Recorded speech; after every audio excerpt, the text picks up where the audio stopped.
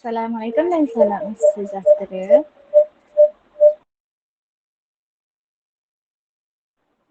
Kumpulan saya terdiri daripada saya, Naim Saikullah, Kamarina Balkis dan Nur Aina Atikah. Hari ini kumpulan kami akan membentangkan tugasan MPU 3112 hubungan etnik. Tajuk pembentangan kami pada hari ini ialah kepentingan unsur-unsur tradisi perlembagaan dalam menghadapi cabaran etnik di Malaysia. Ini adalah ahli kumpulan saya.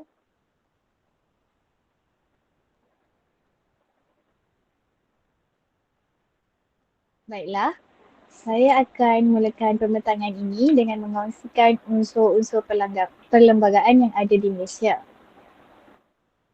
Jadi terdapat 5 unsur-unsur perlembagaan iaitu pemerintahan beraza, bahasa kebangsaan, agama persekutuan, kedudukan istimewa orang Melayu dan juga kedudukan istimewa Bumiputera Sabah dan Sarawak.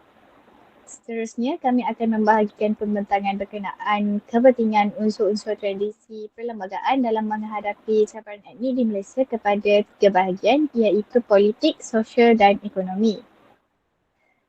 Sebagai pembentang pertama, saya akan menyentuh dari segi cabaran politik.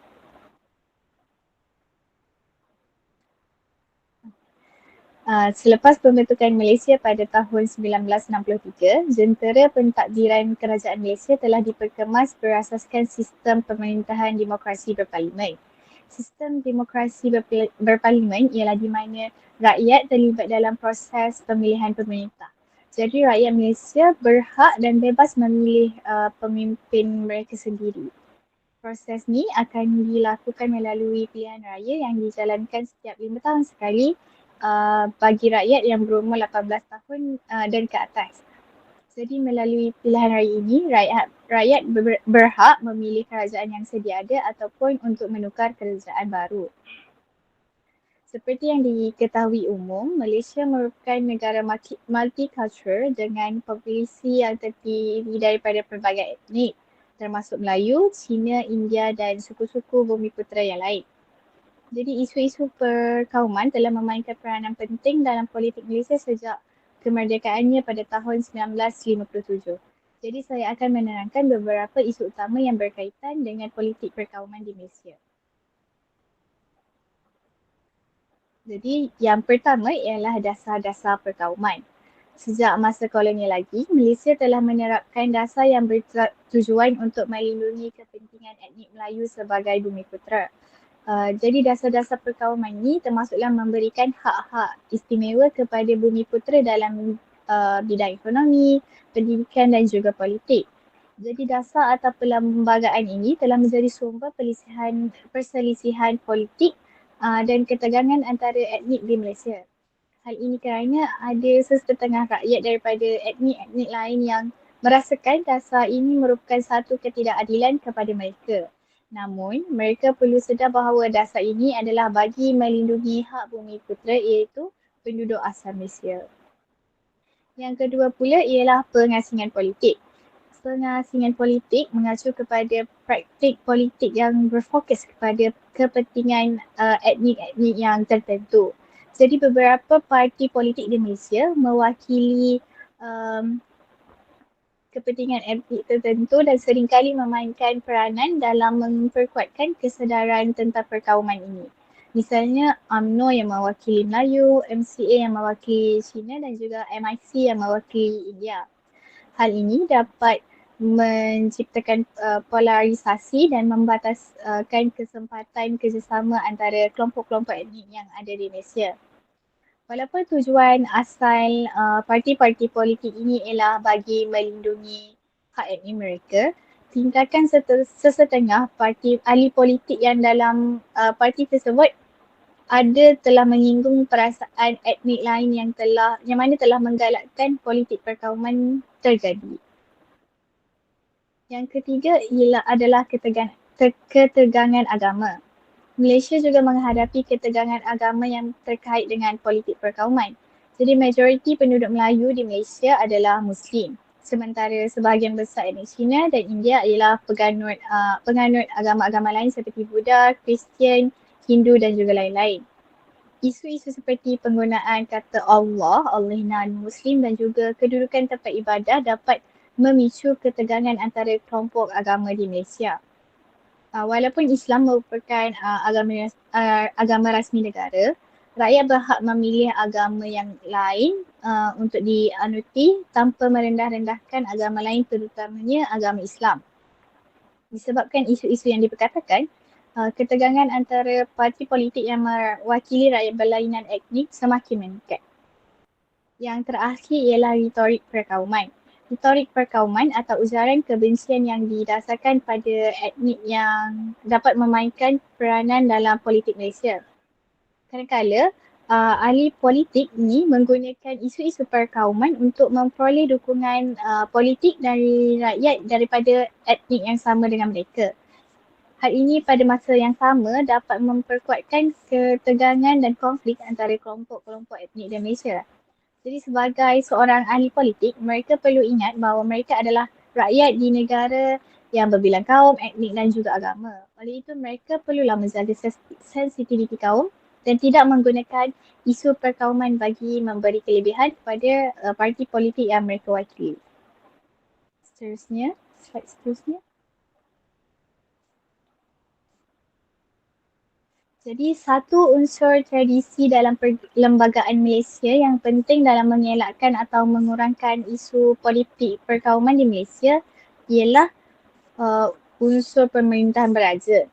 Menurut perkara 153 dalam perlembagaan Malaysia, yang di-Pertuan Agong ataupun YDPA berperanan menjaga dan memelihara hak istimewa serta kedudukan orang Melayu dan juga Bumi Putera Sabah Sarawak. Oleh itu, dengan adanya pemerintahan beraja ini, hak orang Melayu dan Bumi Putera Sabah Sarawak akan terjaga dan juga terjamin. Jadi rakyat dari etnik lain juga tidak perlu lagi mempersoalkan tentang hak ini kerana ianya tertakluk dalam perlembagaan. Seterusnya, Baginda juga merupakan ketua agama Islam bagi negara Baginda, iaitu bagi negara Baginda, negeri Baginda, Pulau Pinang, Melaka, wilayah persekutuan Sabah dan juga Sarawak. Oleh itu, keharmonian agama Islam sebagai agama rasmi negara akan kekal teguh walaupun terdapat agama lain di Malaysia. Jadi rakyat yang menganut agama lain juga perlu sedar tentang fakta ini agar dapat membezakan antara agama rasmi dan juga agama-agama lain. Sebagai tambahan, menurut I Pendidikan pada tahun 2019, YDPA berupaya melantik Perdana Menteri, melantik atau melusutkan jawatan jemaah menteri dan juga timbalan menteri setelah mendapat nasihat daripada Perdana Menteri sendiri. Jadi sekiranya ada antara parti politik atau mana-mana menteri yang menggugat hak asasi warga Malaysia terutama Melayu dan juga Bumi Putera Sabah Sarawak, Baginda mempunyai kebolehan menjatuhkan hukuman kepada yang terlibat. Oleh itu, hubungan unsur perlembagaan pemerintahan beraja ini amatlah penting bagi menggalakkan politik sihat di Malaysia. Selain itu, ianya juga penting dalam memastikan keharmonian antara rakyat berlainan bangsa, etnik dan agama tetap teguh tanpa campur tangan politik. Seterusnya, saya akan menyerahkan pembentangan kepada Kamalina bagi menyentuh dari segi sosial. Okey, terima kasih saya ucapkan kepada saudari Nuaimi di atas perkongsian sebentar tadi.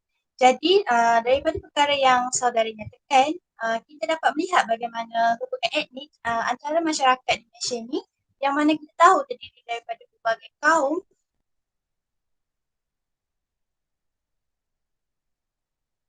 mungkin berada dalam keadaan yang gawat ataupun merisaukan apabila isu-isu sensitif seperti politik perkauman, pengasingan politik dan sebagainya. Tapi kita dapat lihat bagaimana tradisi perlembagaan di negara kita ini menunjukkan kepentingannya dalam mengatasi cabaran-cabaran yang dikupas oleh saudara sebentar tadi. Okey, jadi baiklah, untuk melanjutkan tentang pertanyaan ini, saya akan meneruskan perbincangan ini daripada aspek sosial. Jadi, dalam aspek sosial, kita dapat lihat bagaimana isu yang berlaku dalam masyarakat pluralistik di Malaysia.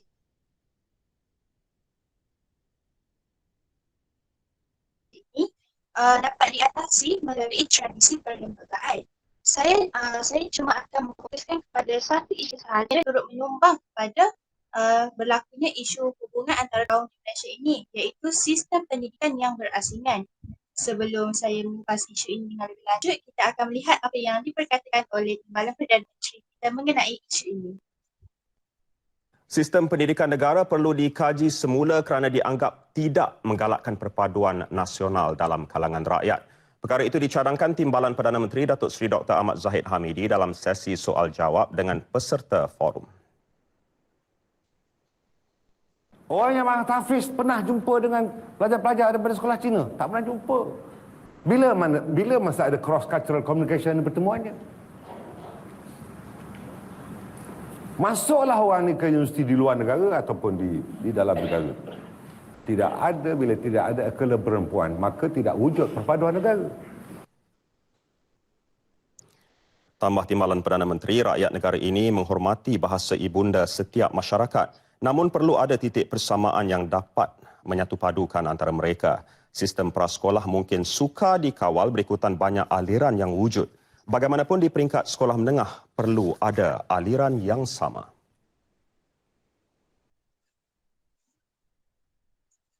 Okey, jadi apa yang dapat saya simpulkan daripada video ini adalah sistem pendidikan di negara kita ini yang mempunyai pelbagai aliran seperti sekolah menengah, sekolah kebangsaan, sekolah jenis kebangsaan Cina dan sekolah kebangsaan Tamil disifatkan sebagai satu sistem yang tidak memupuk perpaduan kerana tiadanya cross-cultural ataupun silang budaya ataupun komunikasi yang bersifat diversity dalam kalangan pelajar.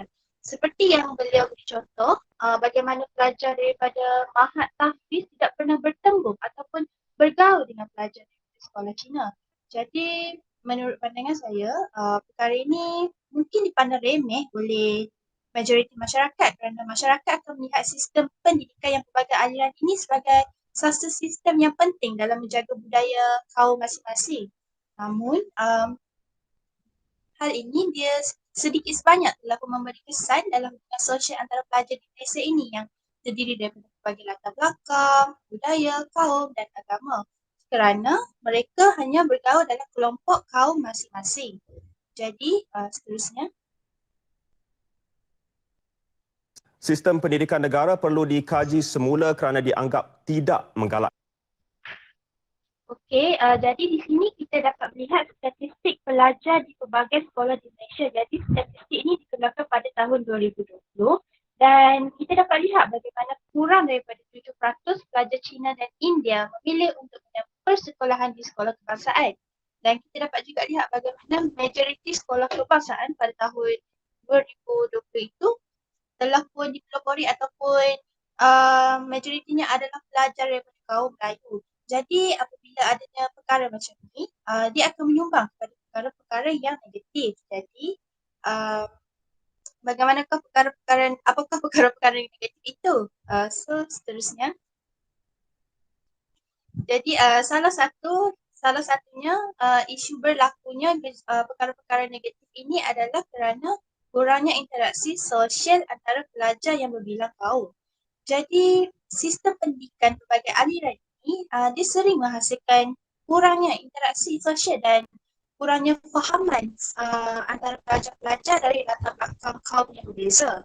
Jadi pelajar-pelajar daripada sekolah-sekolah yang berasingan ataupun sekolah-sekolah yang berbeza, mereka jarang berpeluang untuk berinteraksi secara langsung dengan rakan sebaya dari latar belakang etnik yang berbeza juga. Perkara ini dia akan menyumbang kepada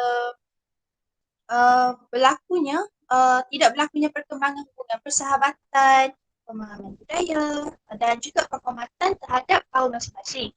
Contohnya, apabila kita rujuk kembali kepada statistik maksudnya, pelajar Cina dan India yang masuk sekolah kebangsaan mungkin berasa terhindar ataupun berasa tidak selesa untuk bergaul dengan pelajar yang majoritinya kaum Melayu di sekolah kebangsaan tersebut.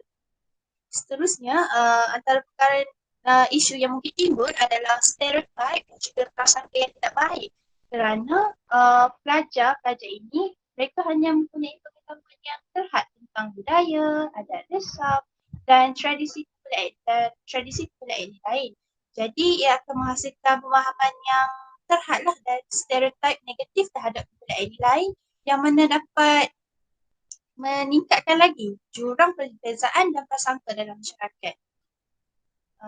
Jadi selepas kita lihat pada isu sistem pendidikan perbagian aliran ini dan juga menerusi artikel-artikel yang membincangkan tentang isu-isu ini, kita dapat kena pasti bahawa faktor utama yang mendorong kepada masalah-masalah dalam sistem persekolahan dan pelbagai aliran ini adalah semua etnik masing-masing ingin mempertahankan bahasa ibunda mereka. Jadi sebab itulah di setiap sekolah pelbagai aliran ini, setiap golongan etnik ini mempunyai sistem pendidikan sendiri. Maksudnya kat sini adalah pelajar Melayu yang menuntut di sekolah Melayu ataupun sekolah kebangsaan menggunakan bahasa Melayu sebagai bahasa pengantar. Manakala pelajar Cina di sekolah Cina dan juga begitu juga dengan pelajar Cina pelajar India di sekolah jenis kebangsaan Tamil turut menggunakan bahasa ibunda masing-masing sebagai bahasa pengantar. Jadi sistem persekolahan yang mana memisahkan pelajar mengikut bahasa ibunda dan juga perbezaan etnik ini, dia kurang memainkan peranan yang berkesan untuk memupuk integrasi dan juga persefahaman dalam kalangan pelajar. Kerana ini dia akan menyebabkan situasi yang mana interaksi itu hanya terhad antara kaum masing-masing, kaum tersendiri sahaja. Jadi semua etnik masing-masing ini akan cuba untuk mempertahankan bahasa ibunda mereka lah kan, dan tak akan menerima bahasa ibunda kaum yang lain. Jadi mereka akan anggap perkara ini sebagai satu benda yang tidak wajar dan juga tak penting untuk mempelajari bahasa kaum lain. Selain itu adalah kita tahu juga setiap sistem pendidikan di sekolah mempunyai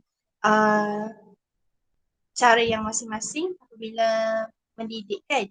Jadi ia akan memberikan impak yang kurang elok lah pada penstrukturan negara kerana mempunyai corak pendidikan yang berbeza-beza. Kita juga tak lupa bahawa ada juga golongan yang menuntut kat sekolah itu akan terlahirnya pemimpin untuk mentadbir negara Malaysia pada satu hari. Jadi sekiranya pemikiran mereka hanyalah terhad ataupun hanya disogok dengan etnik mereka sahaja, sudah tentunya negara kita tidak akan berada dalam keadaan yang aman. Jadi bakal pemimpin negara ini juga diorang akan mengalami kesukaran untuk mendapatkan kata sepakat daripada rakyat yang terdiri daripada etnik yang berbeza. Bagaimanakah tradisi perlembagaan ini boleh mengatasi masalah sistem pendidikan pelbagai aliran ini? Okey, seterusnya. Salah satu unsur perlembagaan yang disebut ataupun yang disebut sebelum ini oleh pembentang pertama dan juga diterapkan dalam menangani masalah ini adalah penggunaan bahasa kebangsaan, iaitu bahasa Melayu sebagai bahasa pengantar yang rasmi di sekolah. Jadi dalam falsafah pendidikan negara, ia menyatakan matlamatnya iaitu mengutamakan bahasa Melayu sebagai bahasa pengantar di sekolah yang mana ia ada potensi untuk memupuk semangat perpaduan dalam kalangan pelajar berbilang kaum. Jadi seperti yang kita sedia maklum, bahasa Melayu ini mempunyai penutur yang ramai dan bahasa Melayu ini juga mudah dipahami oleh masyarakat lain.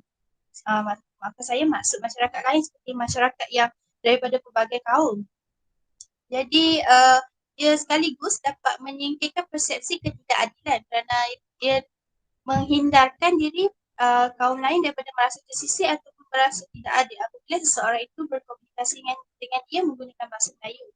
Jadi semua pelajar akan diberikan kesempatan yang sama untuk mempelajari dan juga berkomunikasi dalam bahasa yang sama tanpa ada perbezaan linguistik ataupun ada keistimewaan yang khusus.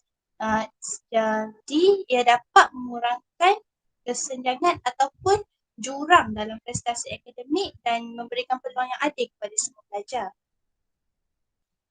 Apa yang saya dapat rumuskan tentang penggunaan bahasa Melayu sebagai bahasa pengantar di semua sekolah ini, ianya dapat membentuk perpaduan yang lebih utuh apabila ia dipupuk seawal zaman persekolahan. Sebab kata pepatah, pelentur buluh biarlah dari rebuhnya. Walaupun bahasa Melayu digunakan sebagai bahasa pengantar yang rasmi di sekolah, namun sistem persekolahan di Malaysia ini masih mengetatkan sikap toleransi kerana ia tidak menghalang para pelajar daripada kaum lain untuk berkomunikasi dan menggunakan bahasa ibunda mereka. Jadi sekian itu sahaja. Saya akan meneruskan pembentangan ini kepada saudari Aina. Adakah untuk berkongsi isu yang seterusnya?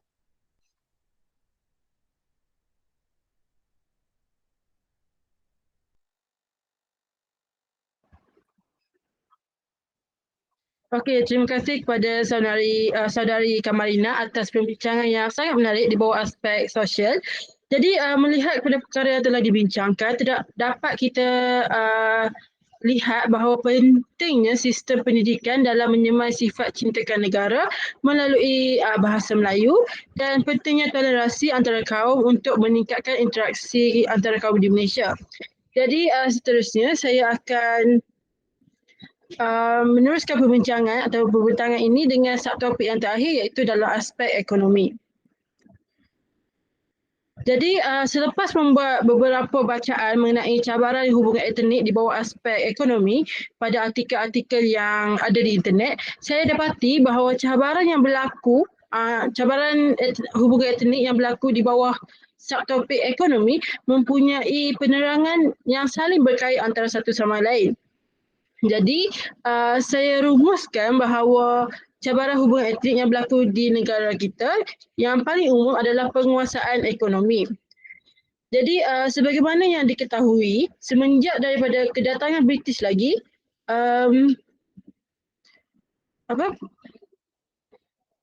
setiap kaum telah diletakkan di tempat-tempat yang berlainan yang membolehkan mereka untuk bekerja di bawah satu sektor sahaja.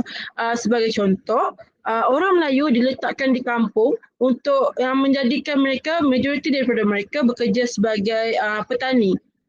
Manakala penempatan untuk kaum Cina diletakkan berdekatan dengan pelabuhan dan tempat pelombongan dan akhirnya menjadikan sebahagian besar dari mereka bekerja sebagai pelombong biji timah dan juga peniaga ataupun pedagang. Dan bagi kaum India, mereka majoriti daripada mereka diletakkan di kawasan estate yang sekaligus menjadikan mereka bekerja sebagai penoreh getah. Walaupun sudah 66 tahun negara kita merdeka dan kemajuan kita dapat lihat kemajuan negara yang semakin pesat, pecahan pada sektor ekonomi ini masih lagi berlaku. Sebagai contoh, di sini kita dapat lihat pecahan yang lebih kurang sama seperti era sebelum kemerdekaan negara. Kaum Melayu kini masih menguasai sektor pertanian yang memerlukan banyak tenaga manusia dan menggunakan teknologi yang rendah. Manakala bagi kaum India, mereka masih lagi menguasai industri peladangan di estet getah dan sawit.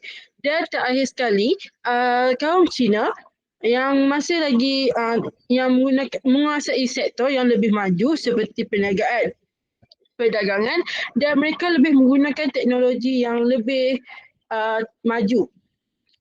Dan seperti yang kita dapat lihat sekarang, kaum Cina di Malaysia masih lagi memonopoli sistem ekonomi negara dan menyebabkan berlakulah jurang pendapatan yang ketara antara setiap kaum. Okey, seterusnya dengan pertumbuhan ekonomi negara yang semakin pesat dan taraf hidup yang semakin tinggi, setiap etnik berusaha untuk mendapatkan hak dan keuntungan yang lebih besar supaya dapat menjalankan kehidupan yang lebih selesa dan terjamin. Walau bagaimanapun, supaya untuk mendapatkan disebabkan jurang yang luas antara penguasa ekonomi iaitu kaum Cina dengan etnik lain, ini menyebabkan kesenjangan ekonomi atau lebih dikenali sebagai ketidakseimbangan ekonomi berlaku. Di sini saya tertarik untuk berkongsi keratan akhbar dari Sinar Harian yang membincangkan mengenai pendapatan 3 kaum utama di Malaysia. Dan jika diambil kira dari segi jumlah pendapatan dan jumlah isi rumah, kaum Cina dicatatkan mempunyai jumlah pendapatan yang paling tinggi, lalu diikuti oleh kaum India dan akhir sekali kaum Melayu. Hal ini menyebabkan kesenjangan ekonomi yang menyebabkan adanya pembahagian B40, M40 dan T20 sebelum ini. Dan kesenjangan ekonomi ini juga lebih dirasai ketika krisis COVID-19 yang menyebabkan rakyat lebih tertekan kerana ramai yang telah dipecat menyebabkan mereka hilang sumber pendapatan. Dan hal ini telah menyebabkan banyak kes seperti kes keceraian dan juga kesihatan mental di kalangan rakyat yang semakin merosot. Hal ini sebenarnya lebih didasari oleh kaum Melayu dan India kerana majoriti dari kaum ini bekerja makan gaji. Namun begitu, ianya kurang memberi kesan kepada kaum Cina kerana ramai dari mereka yang bekerja sebagai peniaga yang mana pendapatan mereka tidak terlalu terjejas kerana permintaan terhadap barangan yang dijual oleh mereka lebih tinggi, masih lagi tinggi. Okey. Di sini saya kepilkan graf yang menunjukkan purata pendapatan isi rumah bagi 3 kaum utama iaitu Bumiputera, kaum Cina dan India dari tahun 2007 sehinggalah 2019. Jadi di sini kita dapat lihat peningkatan purata pendapatan 3 kaum ini saban tahun semakin meningkat daripada 2007 sehingga 2019. Namun jelas sekali kita dapat lihat jurang perbezaan pendapatan antara 3 kaum ini. Kita dapat lihat bermula dari tahun 2007 lagi, kaum Cina sudah pun memonopoli ekonomi dengan meletakkan jurang pendapatan dengan kaum India dan Bumiputera. Kita juga dapat lihat peningkatan pendapatan Bumiputera pada tahun 2019 hanyalah setara dengan pendapatan kaum Cina pada tahun 2012. Bumiputera adalah penduduk asal suatu tempat. Contohnya seperti di Tanah Melayu ataupun di Malaysia, golongan ini dikira sebagai orang Melayu, orang asli ataupun pribumi Sabah dan pribumi Sarawak. Dan implikasi yang berlaku disebabkan oleh jurang pendapatan ini menyebabkan timbulnya persoalan mengenai hak sepatutnya diberi dan mendorong kepada ketidakpuasan hati antara kaum. Ini kerana bagi kaum Melayu yang terlibat dalam sektor pertanian mendapat pendapatan yang sedikit dan berkemungkinan akan menghadapi masalah kemiskinan. Situasi yang sama juga akan berlaku kepada kaum India yang mana harga getah dan kelapa sawit adalah berlandaskan kepada keadaan ekonomi di dunia. Dan jika harga meningkat, maka pulangannya sudah tentu baik. Dan juga sebaliknya juga akan berlaku. Tetapi untuk golongan etnik Cina ataupun kaum Cina, mereka akan terus mencari peluang-peluang keemasan dalam perniagaan dan mereka juga dapat hidup dalam keadaan yang cukup mewah. Jadi persoalannya sekarang, bagaimanakah cabaran ini dapat membantu setiap kaum untuk mendapatkan hak yang adil untuk melangsungkan kehidupan yang lebih selesa seiring daripada perkembangan negara. Jadi jawapannya adalah dengan adanya perlembagaan negara. Jadi antara unsur perlembagaan negara yang boleh digunapakai bagi menangani cabaran ini adalah Hak Istimewa Orang Melayu dan Bumiputera Sabah Sarawak. Jadi menurut perkara 153 Perlembagaan Malaysia, yang di-Pertuan Agong YDPA perlulah menjaga kepentingan orang Melayu dan Bumiputera Sabah dan Sarawak dalam aspek ekonomi. Antaranya adalah pengeluaran lesen atau permit perniagaan kepada orang Melayu dan Bumiputera. Selain itu, dalam Belanjawan 2023 telah menyediakan skim pinjaman BSN Micro I penjajah kasih Bumiputera untuk membantu penjajah dan pemilik mikro Bumiputera untuk mengembangkan dan meningkatkan perniagaan masing-masing. Jadi tujuan bagi skim ini adalah sebagai memberi modal kerja, pembelian aset dan pengubahsuaian. Dan amount yang telah dipinjamkan, yang akan dipinjamkan juga dibahagikan kepada dua, iaitu kepada penjajah sebanyak RM5,000 hingga RM20,000 dan kepada peniaga truk makanan sebanyak RM5,000 hingga RM50,000. Dan tempoh pinjaman bagi skim ini adalah selama 1 sehingga 5 tahun setengah, termasuk 6 bulan memorandum iaitu rehat bayaran bagi bayaran ansuran bulanan. Dan dengan skim ini, ia akan meningkatkan lagi peluang pekerjaan pada Bumiputera dan orang Melayu dan mengurangkan lagi isu pengangguran. Dan akhir sekali, Dasar Ekonomi Baru iaitu DEB diwujudkan untuk menyusun semula ketidakseimbangan sosioekonomi yang wujud di negara kita. Dan di sini, Dasar Ekonomi Baru menekankan pencapaian antara sosioekonomi yang seiring dengan pencapaian objektif perkembangan ekonomi sebagai satu cara untuk mewujudkan keharmonian dan perpaduan negara yang mempunyai pelbagai kumpulan etnik dan agama. Jadi, dari perbincangan kita, perbincangan kami sebentar tadi, kesimpulan yang dapat saya buat adalah dengan adanya hak istimewa orang Melayu dan Bumiputera Sabah Sarawak dalam sistem perlembagaan negara menunjukkan bahawa usaha sama pihak kerajaan untuk memastikan setiap etnik di Malaysia bukan sahaja Bumiputera dapat menjalankan kehidupan yang sama untuk untuk mencapai perpaduan antara etnik dan yang berbilang kaum. Jadi kesimpulannya, pepatah sekutu membawa mutu amatlah sesuai untuk dikaitkan dengan negara Malaysia. Pepatah ini membawa maksud perpaduan dalam kalangan rakyat, menjamin kesejahteraan hidup. Walaupun unsur perlembagaan ini sekilas pandang dilihat seperti berat sebelah, tetapi hakikatnya unsur-unsur perlembagaan ini amatlah menitik beratkan perpaduan antara kaum di Malaysia. Dan ini adalah sumber rujukan yang di mana sepanjang pembincangan kami sebentar tadi. Dan itu sahaja daripada kami. Sekian, terima kasih.